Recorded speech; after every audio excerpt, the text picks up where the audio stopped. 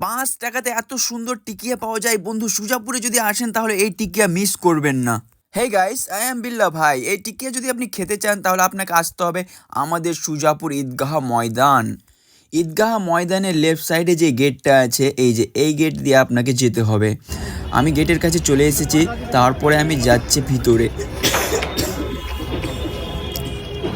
এখানে অনেক দোকান আছে, আপনি যেটাতে খুশি সেটাতে খেতে পারেন, কিন্তু আমাকে পার্সোনালি ওই টিকিয়াটা খেতে খুবই ভালো লাগে।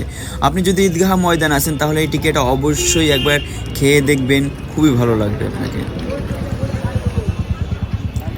এই যে গরুর মাংসের টিকিয়া,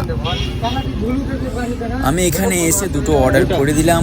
আমাকে আমার টিকিয়া দিয়ে দিবে, এক্ষুনি দিয়ে দিবে।